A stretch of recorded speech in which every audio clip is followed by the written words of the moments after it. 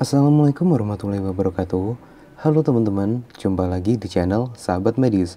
Di video kali ini kita akan berbagi informasi mengenai formasi penerimaan CPNS dan P3K untuk formasi tahun 2021 berdasarkan konferensi pers pengadaan ASN yang diadakan pada 9 April 2021 kemarin.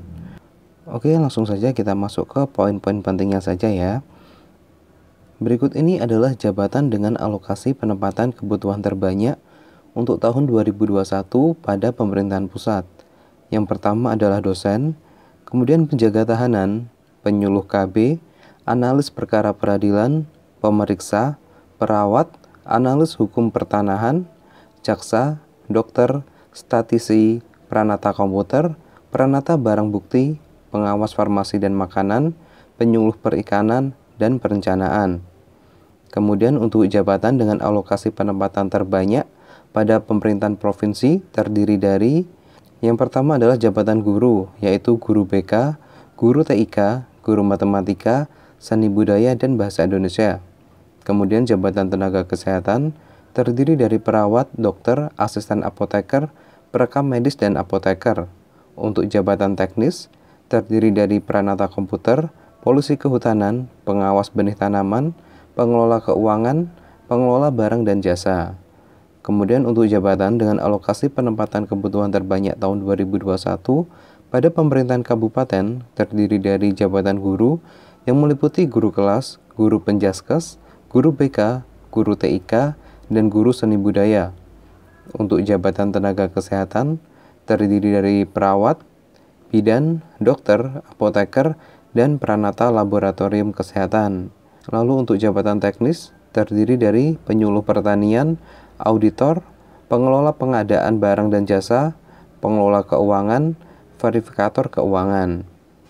Kemudian untuk jumlah formasi sekolah kedinasan terdiri dari STAN sebanyak 275 formasi, IPDN 1164 formasi, STIN sebanyak 250 formasi, kemudian Politeknik Cyber dan Sandi Negara sebanyak 100 formasi, kemudian Politeknik Statistika sebanyak 600 formasi, Poltekip dan Poltekim sebanyak 600 formasi, lalu 21 sekolah kedinasan Kementerian Perhubungan sebanyak 3.210 formasi, dan Sekolah Tinggi Meteorologi, Klimatologi, dan Geofisika sebanyak 265 formasi. Untuk pendaftaran seleksi sekolah kedinasan dimulai dari tanggal 9 April kemarin sampai dengan 30 April 2021 nanti. Berikut ini adalah dokumen yang perlu disiapkan oleh peserta jika mendaftar pada sekolah kedinasan, yang meliputi pas foto, KTP atau surat keterangan, kartu keluarga, ijazah atau surat keterangan lulus, rapor SMA atau sederajat, dan dokumen lain yang diatur oleh masing-masing instansi. Kemudian untuk rencana jadwal pelaksanaan seleksi P3K guru, penyampaian formasi di Kementerian Daerah dilakukan pada April 2021, kemudian pendaftaran dilakukan pada Mei sampai Juni 2021, lalu seleksi tahap pertama dilakukan pada pertengahan Agustus, pengumuman pemberkasan penetapan NIP dilakukan pada akhir Agustus 2021 hingga September 2021. Kemudian untuk seleksi tahap 2 dilakukan pada awal Oktober 2021. Pengumuman pemberkasan penetapan NIP dilakukan pada pertengahan Oktober hingga November 2021. Lalu untuk seleksi tahap 3 dilakukan pada awal Desember. Kemudian untuk pengumuman pemberkasan dan penetapan NIP-nya dilakukan pada pertengahan Desember sampai dengan Januari 2022.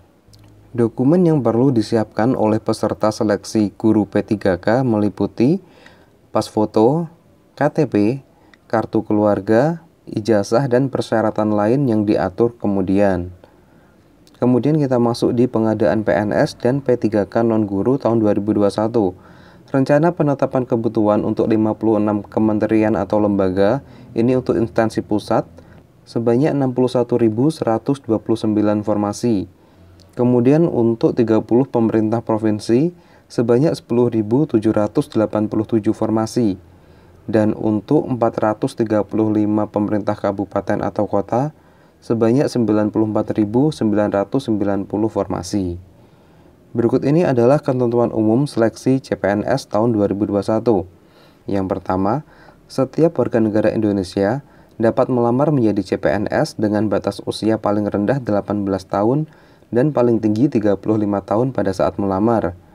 Kemudian jabatan CPNS dapat dilamar dengan batas usia paling tinggi 40 tahun pada formasi dokter spesialis dan dokter gigi spesialis, dokter pendidik klinis, dan dosen, peneliti, dan perekayasa dengan kualifikasi pendidikan strata 3 atau doktor.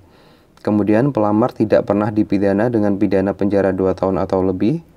Kemudian pelamar tidak pernah diberhentikan dari PNS, TNI, Polri, dan pegawai swasta dengan tidak hormat. Lalu pelamar tidak berkedudukan sebagai CPNS, PNS, prajurit TNI, atau anggota kepolisian. Pelamar tidak menjadi anggota atau pengurus partai politik atau terlibat politik praktis. Lalu pelamar memiliki kualifikasi pendidikan sesuai dengan persyaratan jabatan. Pelamar sehat jasmani dan rohani sesuai dengan persyaratan jabatan yang dilamar. Pelamar bersedia ditempatkan di seluruh wilayah NKRI atau negara lain yang ditentukan oleh instansi pemerintah. Calon pelamar hanya dapat melamar pada satu instansi dan satu formasi jabatan. Persyaratan lain sesuai kebutuhan jabatan yang ditetapkan oleh PPK. Kemudian untuk ketentuan umum seleksi P3K non-guru, ini hampir sama dengan persyaratan pada pendaftaran CPNS. Bedanya adalah pada usianya. Untuk P3K ini, batas usia minimalnya adalah 20 tahun dan paling tinggi 1 tahun sebelum masuk masa pensiun. Untuk persyaratan lainnya ini kurang lebih sama seperti persyaratan pada pendaftaran CPNS. Kemudian untuk jenis formasi, pada penerimaan CPNS tahun 2021 ini, selain ada formasi umum, ada juga formasi khusus yang terdiri dari putra-putri lulusan terbaik atau cum laude, kemudian penyandang disabilitas, dispora, putra-putri Papua, dan formasi khusus yang bersifat strategis. Nah, ini untuk pemerintah pusat. Sedangkan untuk pemerintahan daerah, terdiri dari putra-putri lulusan terbaik atau cum laude, kemudian penyandang disabilitas dan diaspora.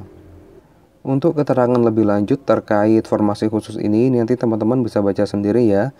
Ini nanti untuk linknya akan kita taruh di deskripsi video. Sekarang kita masuk ke jadwal perencanaan pengadaan PNS dan P3K non-guru.